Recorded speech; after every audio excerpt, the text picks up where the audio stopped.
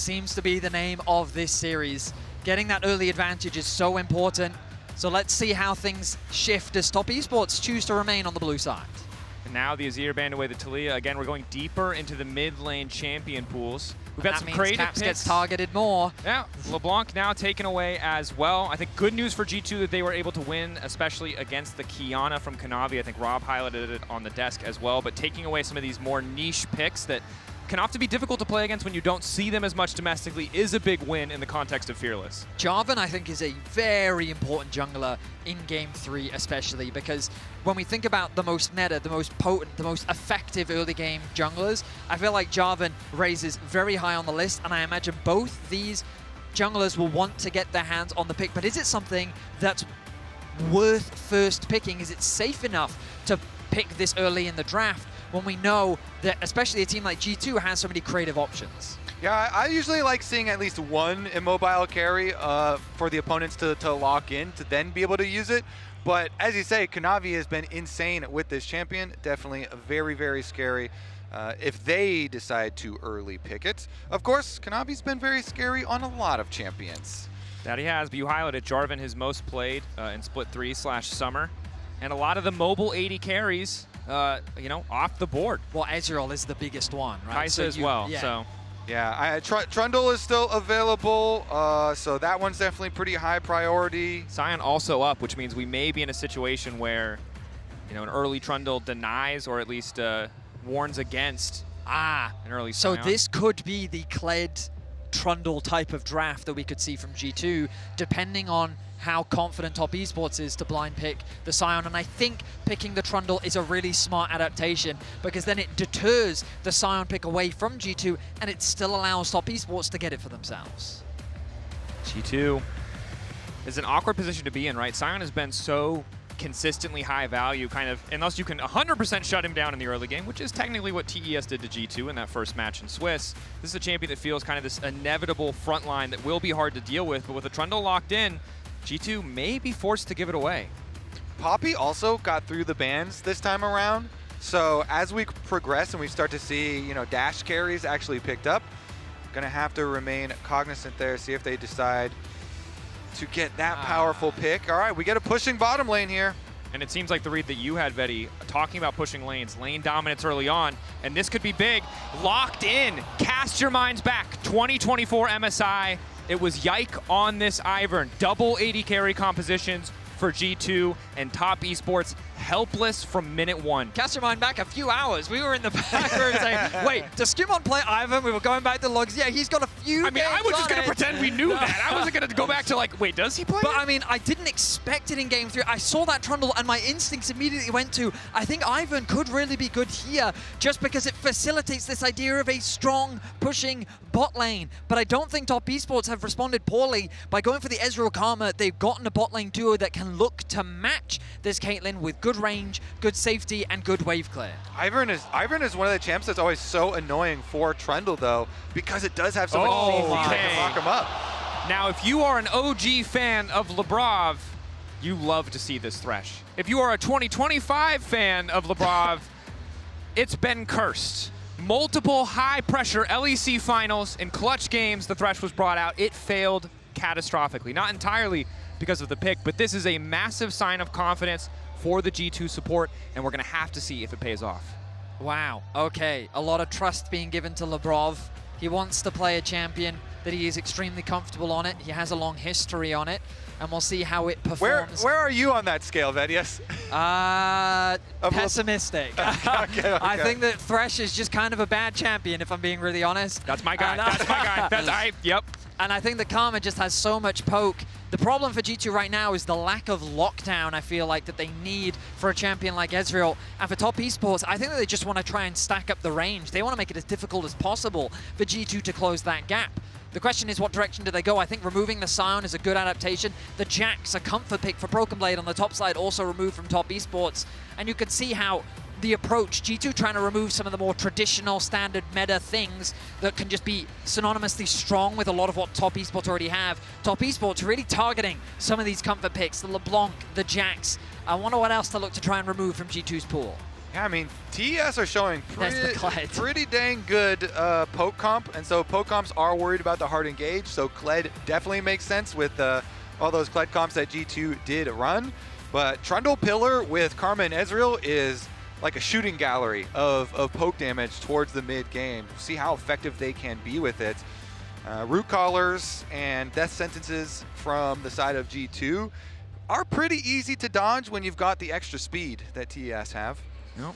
It looks like a relatively safe blind pick for the G2. In the Renekton, of course, synergizes nicely with the Root Collar from the Ivern. As TES now debate on what their final 2 picks are going to be. Now, as much as I'm skeptical of the Thresh, it's important to highlight if G2 can pull ahead early on, Thresh is a fantastic champion at snowballing lead, the hooks that can come from Fog of War. That said, the range discrepancy between these 2 teams right now is starting to feel enormous. Again, I just love the poke comps that are centered around Trundle Pillar. Trundle Pillar is just such a good ability at setting them all up, and so Hwei makes a lot of sense here for TES. We have seen 369 with amazing Aatrox. I mean, we saw it in the Swiss game. We ran it side by side with the Shy replay that we all know is seen a lot of Aatrox, okay? And I'm just saying, they looked pretty much the same. They only had 2 different champions in their first game here in Swiss versus G2. Instead of the Hwei, they had Orianna. Instead of the Ezreal, they had the Yunara. But really? Caps' Sylas into this much range does... You know what? I question the Lucian. Great pick from Caps. I mean, what you've got is... Ivern has a lot of champions to support, whether it be Caitlyn on the back line or Sylas/Renekton on the front line. Sylas both and Renekton are great skirmishes in their ability to threaten backlines, into work together and lock down a target and make it difficult for them to play. But again, top esports have a huge amount of range. And I've always thought one of Renekton's biggest struggles is closing that gap against champions like Hwei and like the Ezreal. Yeah, I favor top esports side here pretty heavily. Them having really good poke damage, really good speed discrepancies here. I feel like the pressure on G2 was to pick something that is going to be able to close the distance and get the engage.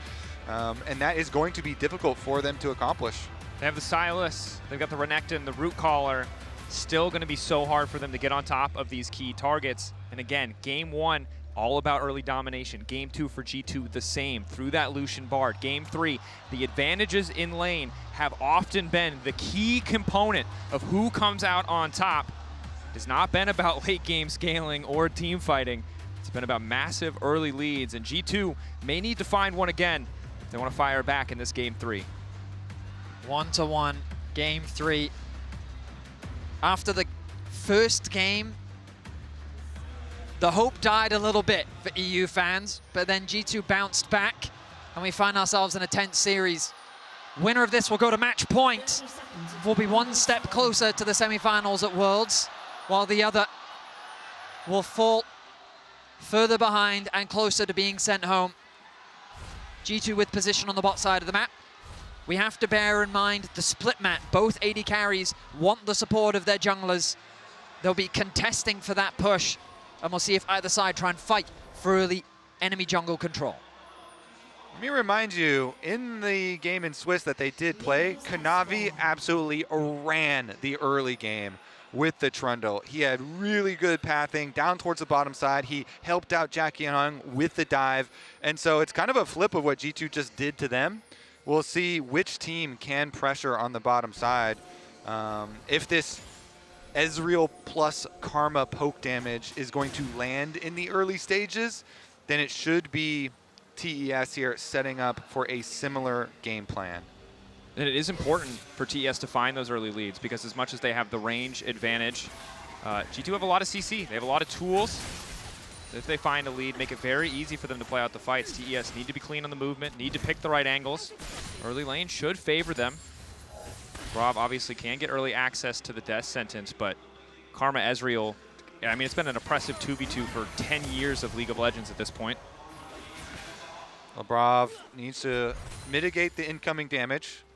Try and not take too much poke damage as they're fighting over the push. Meanwhile, Trundle will be pathing down towards this bottom side as expected to try and make use of the Karma Ezreal poke. Same thing in mid lane though. So G2 are going to have to deal with both mid and bottom being kind of weak points as far as the push goes. Sylas, of course, always has the opportunities for going for all-ins when you have an Ivern jungle.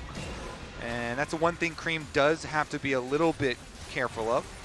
Nice trades there from Creme, though. Punishing Caps when he can. The farm from Caps, pretty solid overall, as Broken Blade at the very least has push on the top side of the map.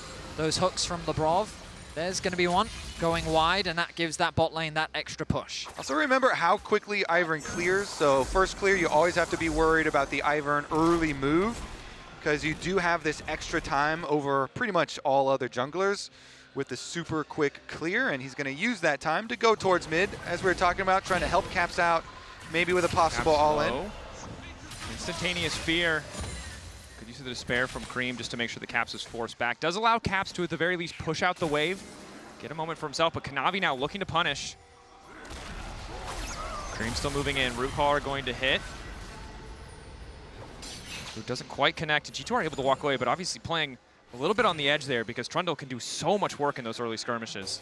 And the other part of this is that you know this Ivern's been chased up to the top of the map. So that allows Hong and JackeyLove here to continue to try and throw out some poke and try and wear down on the Caitlyn and Thresh extra potions that they have. Currently, Labrov is dry on potions. No more sustain left for him for the Thresh. And that's the one that's going to be in pain as they continue to focus. Early back coming through from Caps as he'll TP back into the middle lane. Creme, once he clears out this wave, I imagine will look to do the same thing. Hook! Hook connecting, forcing a cleanse out from JackeyLove. Now that trap combo is scary, so he wants to avoid as much damage as possible. Now, Skewmond making his way top lane. Blake can just leverage the stun here. Infernal Chains do pull him back, but it might not matter. Skewmond, decent damage now coming in. The shield, extra slow there. Broken Blade still waiting for that cooldown, though. Might not be able to finish it. Does not want to go under tower. One more auto, and Skewmond manages to seal the deal. Beautiful CC combination. Renekton stun into Root Caller from the Ivern, and G2 grab first blood again. I really didn't think that Broken Blade would actually have the damage to secure that kill, but they're just able to secure it. Caps misses out on the cannon minion as Creme with fantastic pressure in the 1 versus 1. Hong now hovering around mid lane. Trundle isn't that far behind either. Severing Bolt, a mantra Q to come over the wall perhaps, so they spot Caps. They see Skewmond as well, so they decide not to risk it. Instant flash comes in, of course. Ivern, pretty obnoxious champion to try and counter jungle. Yep. When he has that smite available, there's not much that you can really do. But Broken Blade on this Renekton now in a great position.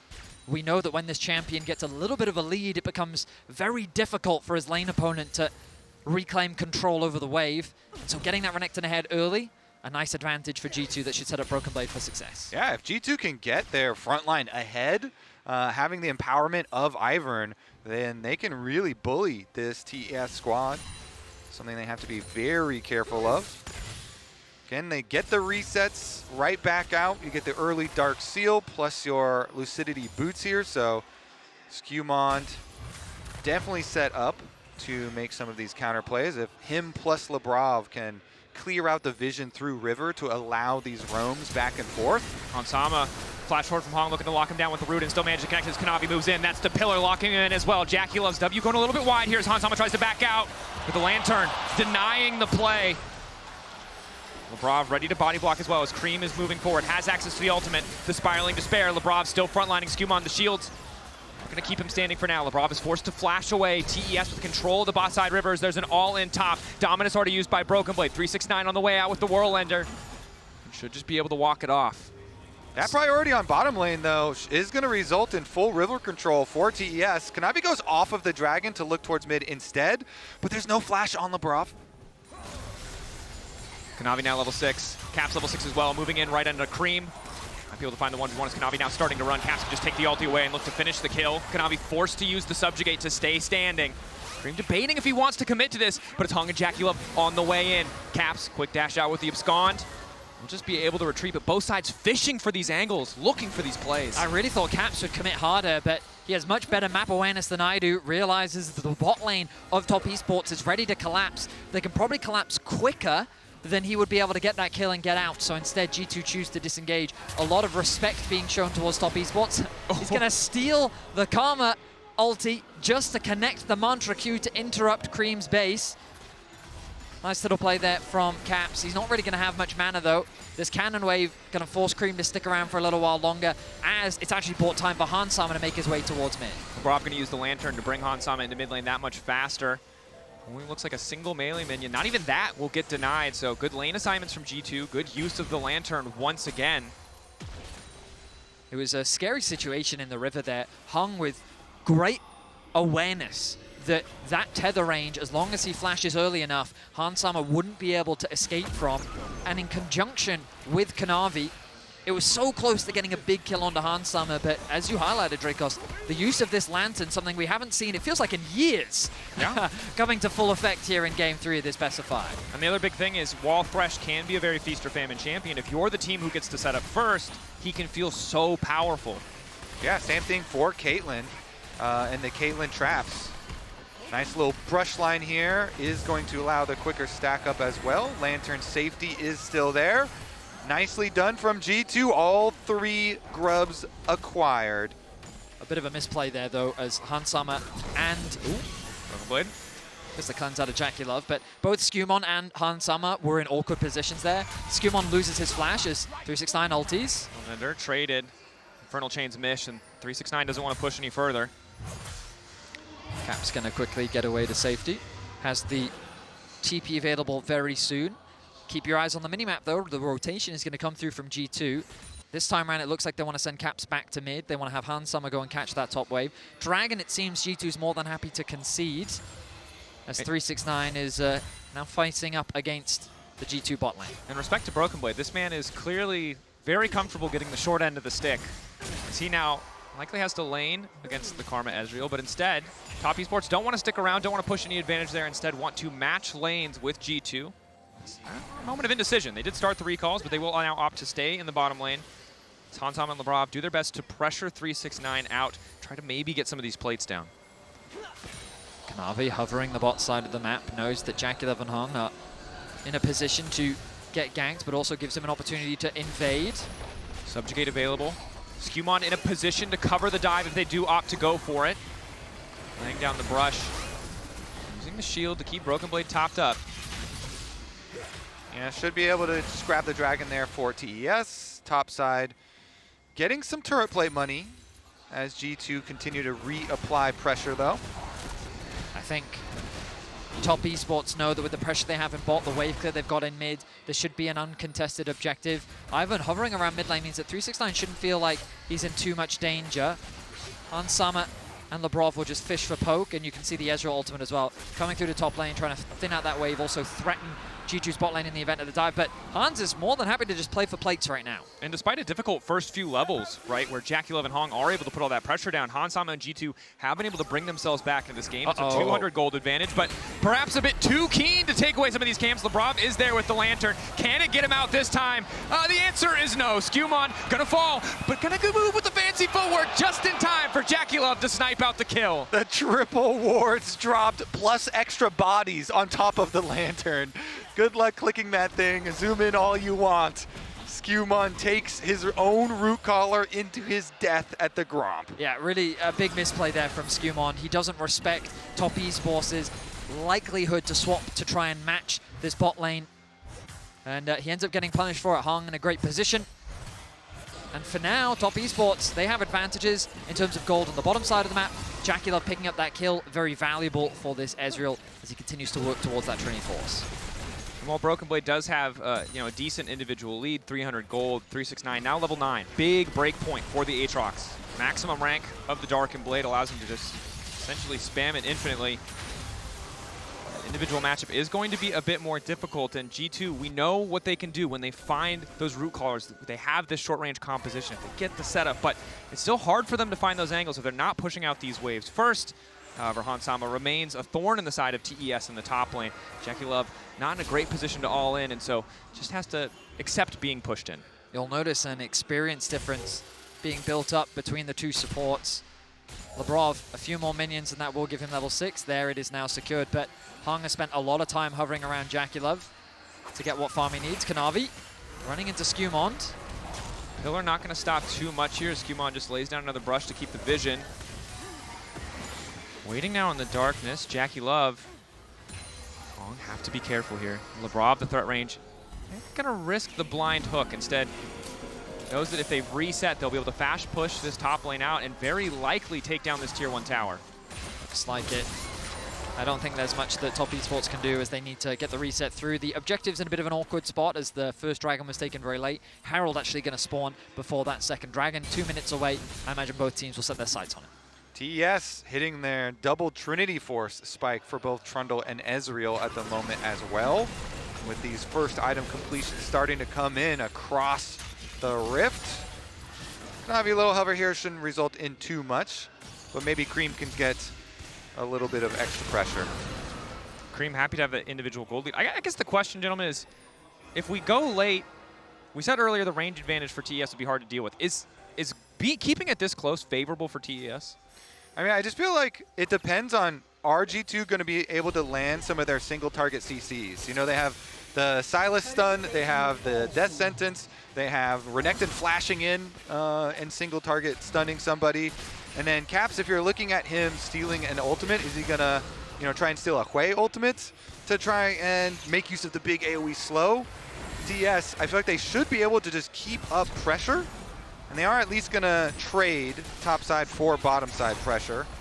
Trading sides of the map, of course, Trundle, a terror on those towers. And while there's a lot of tools to protect Han Sama, not quite able to work through that objective quickly, even with the power of 3 grubs from the plays early on.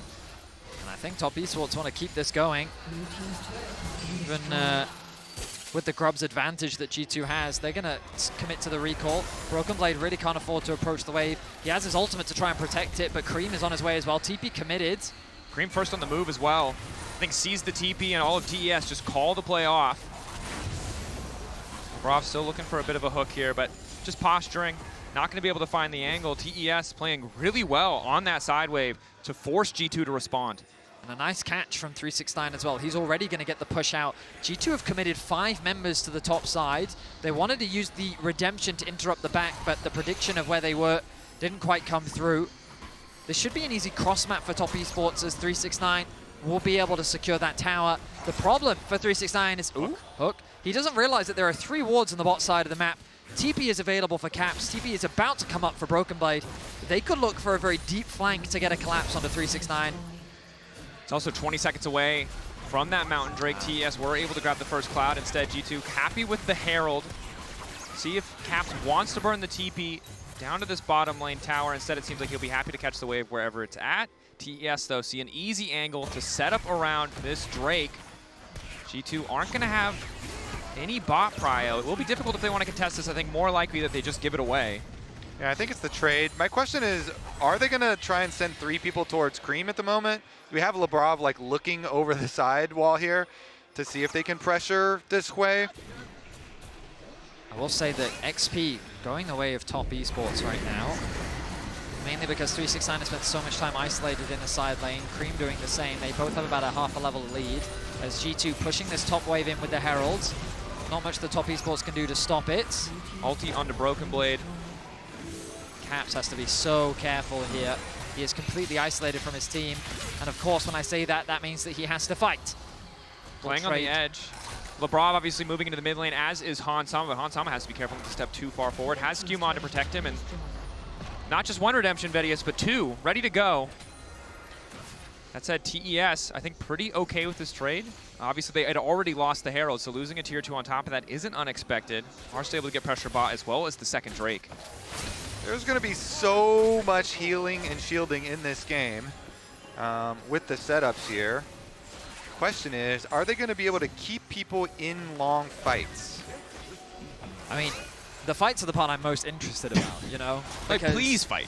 We've got a lot of speculation. We talked about in draft how it feels Top Esports' composition has a lot of range. They're very easy to play out, especially when contesting around these neutrals. But G2, they'll be reliant on finding these flanks. They have Ivern support as well. Right now, with no objectives on the board, both teams will be prioritizing completing their items. Second items being worked across the board for both sides. But this Ivern, it's a champion that throughout my career, I've always underestimated how much scaling he really provides.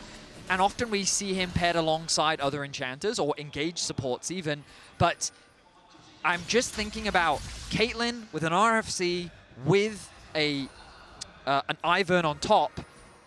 That seems quite scary to me the later this game goes. And we've seen that type of combination pop off before. So really, who knows how this late game or mid to late game will play out. And the big thing that I'll say for Caitlyn, and this is true with all the range TF has as well, is whoever gets first set up on that objective is in such a fantastic position. The brush, the traps, the ease of hooks when you know someone is going to walk into you, the general lack of people who really want to face check or are comfortable face checking on the TES lineup. But of course, the same can be said about the Ezreal range, the Hwei range. Either side wants to be late to the play or have to walk into what the enemy team is bringing.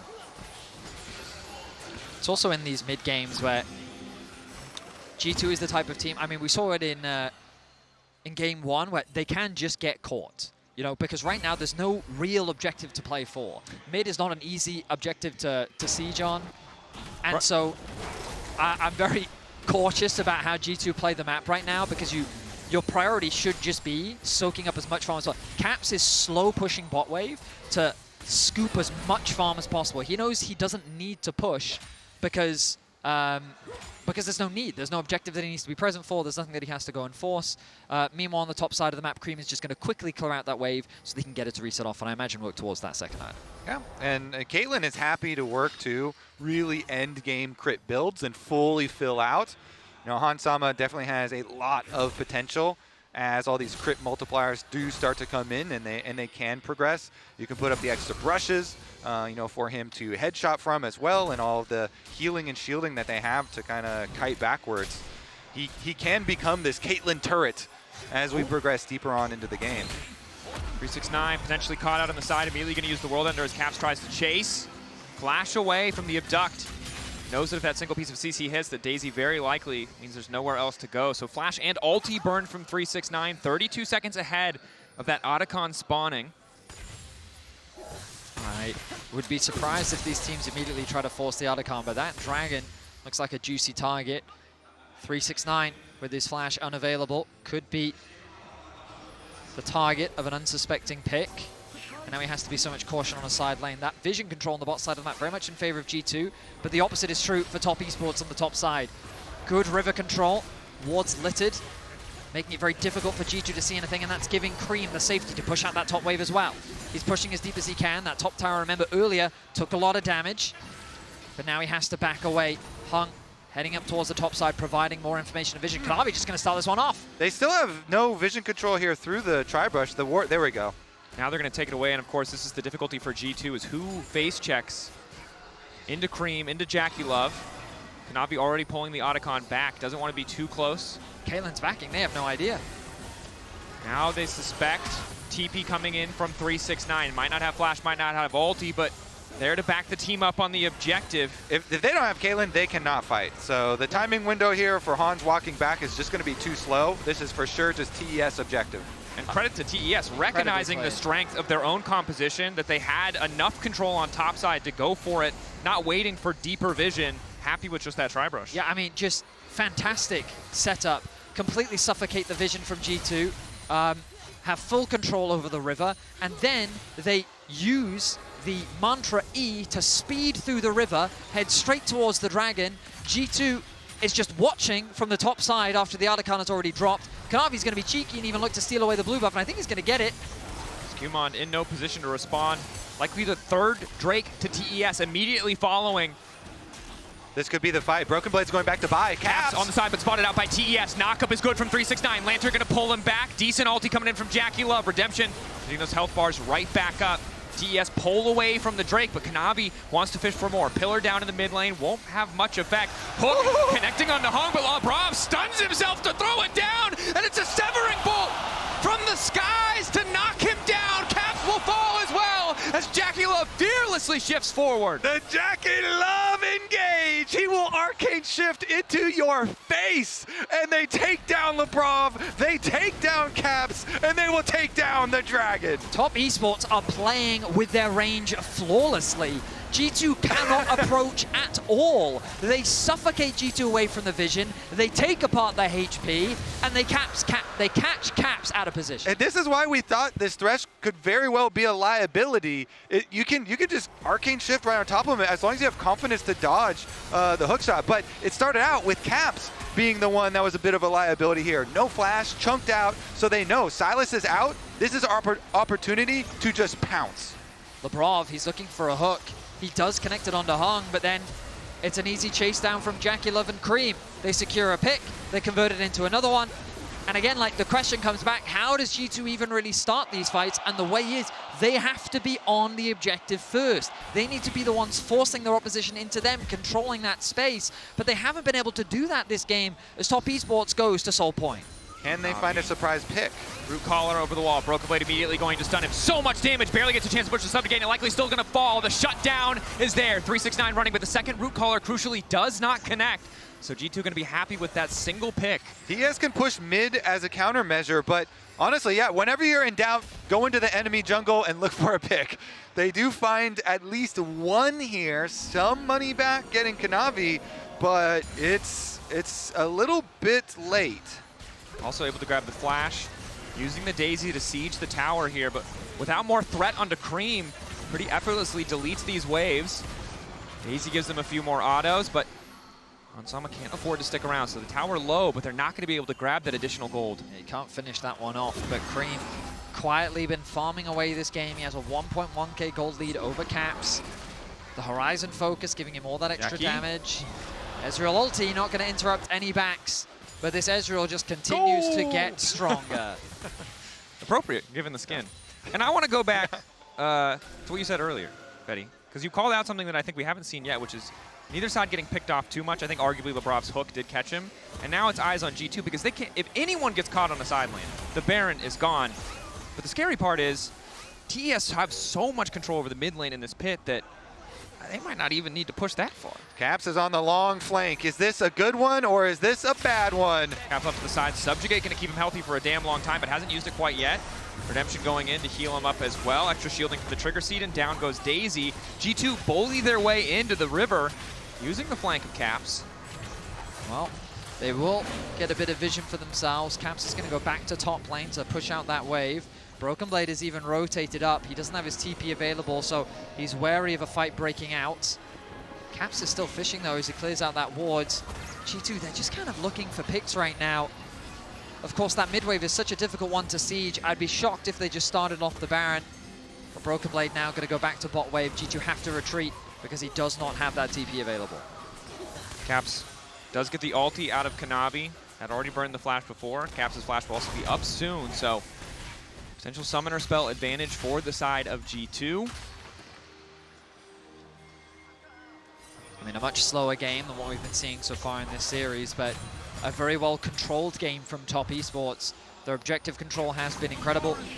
The way that they've been pressuring with their lanes has been good, and patience is the most important thing with a composition like this, and they've demonstrated it in abundance. Yeah, and if you get an Ocean Soul on a comp that has so much poke damage and so much speed to disengage, like, I don't know how you make your fights to actually kill them. So this Ocean Soul to either side just adds tremendous sustain on what is already in the game. And you can see, we talked about how much healing is in this game. Healing reduction is there for Creme. He has enough AoE to reliably proc it across a team fight.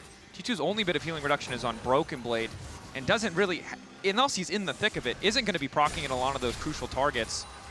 And against an Ocean Soul, this might be a bit of a nightmare for G2. Again, you're already outranged, and now when they hit you with something, they heal.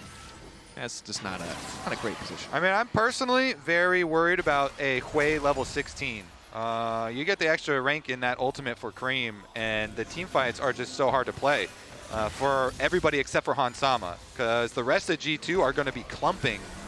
Labrov, they're going a little bit wide, but now he's just completely isolated himself. Flash forward with the play. Broken Blade ready to come over the wall immediately into the back line, but JackeyLove is still standing for now, untouched. Broken Blade trying to move forward, but 369 perfectly interrupts. JackeyLove shift back over the wall, now able to free fire, but Hansama is firing back just as well. Trap down, Redemption coming in. The Caitlyn needs to make the difference, but it's 369 into the back line with the triple. Caps is gonna run for his life, but 369 still on the hunt. Even though Caps survives, it does not matter. That is going to be TES awaiting the arrival of their Ocean Soul. It does not matter the year, it does not matter the game, it does not matter the team. The LPL Aatrox comes all the same. It is the fear of all European teams as 369 comes up massively in this team fight. A triple kill secured, a soul secured. G2 find a flank into the fight, but it still was not enough as JackeyLove and 369 navigate the fight beautifully. And they can endlessly start up Baron. They have Ocean Soul. They can sustain forever. Skewmond is so far away on the Ivern. Steal is very difficult. Okay, Lantern can get him closer. Is the miracle here? Skewmond needs to get the steal. 5K getting lower. Caps waiting over the wall, taking a bit of poke already. Root down from Skewmond. All D's coming in. Labrov getting lower and lower. 369 looking to isolate him completely. The jungler deleted. Kanavi remains on the Baron. Caps hoping for a desperation steal, but it absolutely will not work. The Ocean Soul, the Baron empowering TES as they take the objective. Hansama, Q connecting, Infernal Chains, it's beautiful from 369. Top Esports deny the steal from G2. Top Esports is hunting for more kills, and Top Esports is looking to go match point in this best of 5. Lantern there, but TES running G2 down. Caps finally going in, but that's not a 1v1 you want. JackeyLove in melee range, fist fighting the Sylas without fear. And TES are inside the base. They've got Baron buff on. They can just go for the rest of the buildings. Reset coming in from Broken Blade. Skewmond there, but it's not enough. 39 seconds on Caps, 13 on Hansama. The True Shot Barrage will not connect, but TES just keeping the siege going.